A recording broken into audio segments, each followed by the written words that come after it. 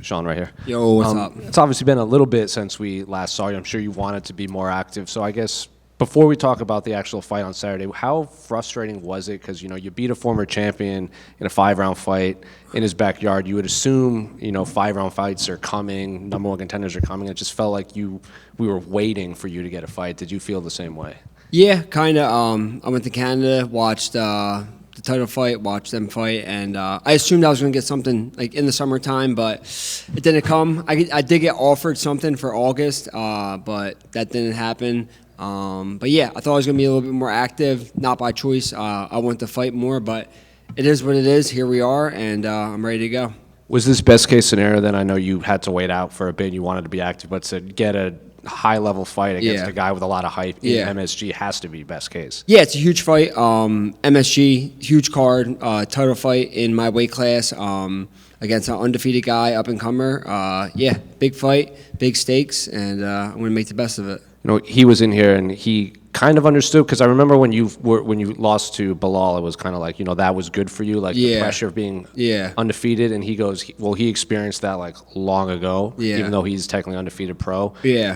I guess, what do you think his mindset is kind of coming into this? Because he hasn't really tasted any sort of adversity, not just losing, but just in a fight as a whole. Yeah, I mean, he's probably very confident, but we all take L's in the gym, so I'm sure he knows what it is to lose. He's a young, great fighter. He's going to be a great fighter after this, but unfortunately, he's got to run into me Saturday. I was kind of going to ask that. Were you surprised that this was the fight that you ended up with? Because obviously you and Ian were there. It seemed like maybe the Prates fight made a little more sense in terms of rankings, but Michael, this early in his career, kind of caught everyone off guard. Yeah, but he's in the top 10. There's really nothing else for me. If this fight didn't happen, I probably wasn't fighting until next year, which I'm a fighter. Winning solves everything. I'm going to go out there, win Saturday, and whatever is next for me is next. How far back did you get the name Michael Morales? Because he seemed to think he got it earlier, and he was waiting for you to sign. We got it like a couple months ago. It wasn't super early, but it was plenty of time. Me and Ian, that was offered for the Vancouver card. That's what I originally thought, and then came back, and obviously that changed, and it became Michael Morales at MSG. So we know him for a little bit. So I guess looking at Michael, what do you make of his skill set in there? Because he has, like a lot of people might not know, but he does kind of come from a grappling, wrestling background, but we've seen his hands. He's big, he's strong, he's powerful. He has good grappling too. I just don't think that he's been tested by somebody like me. I don't think anyone's really going after him in the grappling. Gilbert was on that path. Gilbert was looking good until he kind of wasn't, but I'm going to be there. I'm going to be in his face the entire time. There's a lot of Ecuadorian media here for him, because there's a big game next week for the national team. Okay. Also in New Jersey. Nice. So there's kind of a lot of double dip. Have you noticed a lot of attention on this fight from like his fans as well? No, I'm not on social media right now, and I haven't seen any of it. But good for him, man. I live an hour and a half away, so I'm have plenty of people behind me.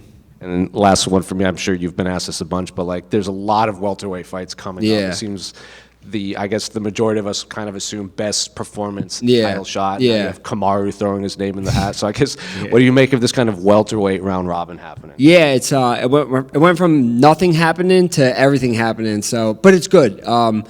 Whoever's going to get it next is going to get it next. I can't control that. I'm just going to go out there, control my performance, win, and then if I have to fight again, I have to fight again. But it's going to be very interesting in a couple of weeks. Who do you think wins the main event?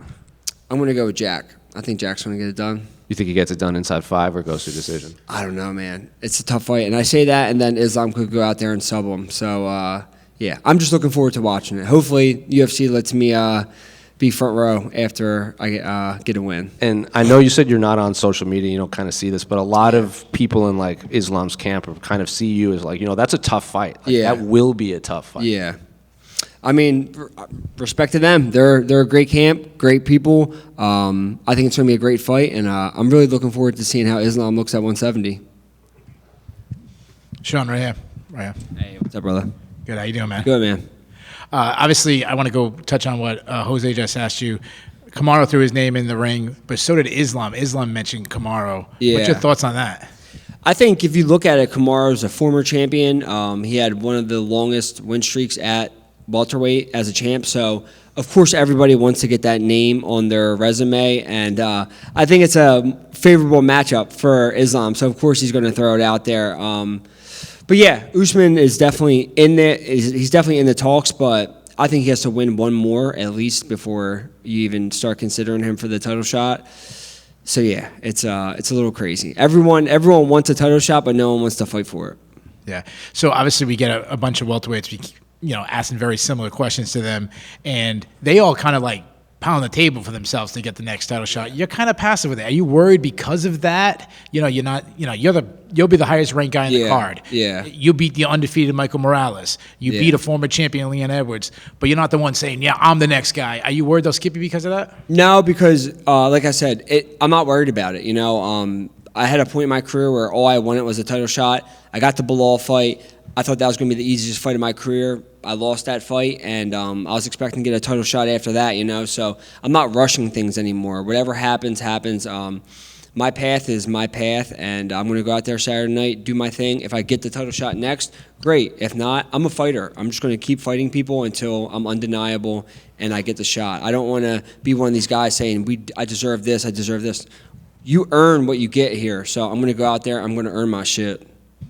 When I think about your fighting style, I think a guy you're on the gas, you're in someone's face, pressure, and then obviously incredible grappling. I asked Michael Morales about that, and he said, "Wow, you media and you fans kind of make him out to be Superman when you're in the cage room." Basically saying you're not that special. What's your thoughts on that? I feel like people are doing that to him. I don't think people are doing that to me. I think people look at him and see him finishing guys, but I see a lot of holes in his game, and I'm going to exploit them Saturday night. I don't think I'm Superman. I'm just a hardworking guy who likes to fight, and I'm going to go out there and do my best, and my best is get my hand raised. Good luck to you. Thank you, brother. Hey, Sean, way in the back. Right back Oh, what's here. up, man? I wanted to talk to you about your new brand, Grit and Guillotines. It seems like that's a new endeavor of yours. Can you talk to us about the spark and kind of where the brand is at now? Yeah, it was just a line of my own shirts through a company, Fuel Hunt, for a long time. Now we separated them, and now it's officially its own brand. And it's just inspired by jiu-jitsu and my Japanese tattoos and kind of just stuff I like. So we make rash guards, shorts, shirts, everything. So yeah, it's a cool little side thing we're doing. And if I'm not mistaken, this is the first pay-per-view you've appeared on since the Bilal fight back in 2022. Yeah. Just talk to me about that. What's it like being back, Madison Square Garden in front of, a sold-out arena? How cool is that for you?